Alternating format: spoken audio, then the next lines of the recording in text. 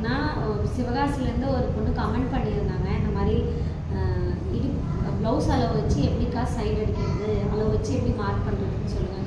So அவங்களுக்காக இந்த video. So பாருங்கள், இப்போ இதுதான் அளவு ப்ளவுஸ்ன்னு வச்சுக்கோங்களேன். பேக் சைடு ஹிப் அளவு மடித்து அதே மாதிரி நீங்கள் தைச்சி வச்சுருக்கீங்க இல்லையா அளவு ப்ளவுஸு, டாட் எல்லாம் பிடிச்சிட்ட பின்னாடி அப்படியே வச்சு இங்கே ஒரு மார்க் போட்டுக்கோங்க. மார்ஜின் க்ரீஸ் மார்க்கில், சரிங்களா? இது எனக்கு தெரியுது, வீடியோவில் உங்களுக்கு தெரியுதா என்னன்றது தெரியாது. பட் இந்த அளவு வச்சு 4 பக்கமும், சரிங்களா, 4 சைட்ஸும் மார்க் பண்ணிக்கணும். ஸோ அதே மாதிரி அடுத்து பார்த்திங்கன்னா ஃப்ரண்ட்டு ஊக்ஸ் பட்டி சைடு, ஐப்பட்டி சைடு. இப்போ ஐப்பட்டி சைடு இப்படி வச்சிங்க அப்படின்னா ஊக்ஸ் பட்டி உள்ளே கரெக்டாக ஐப்பட்டிக்கு உள்ளே வந்து உட்காரணும்.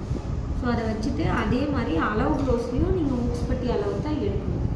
ஊக்ஸ் பட்டி அளவு எடுத்து வச்சு இப்போ கரெக்டாக ஹிப் அளவு இங்கே இருக்குன்னா கரெக்டாக இங்கே அதே மாதிரி 4 சைடும் மார்க் பண்ணிக்கோங்க.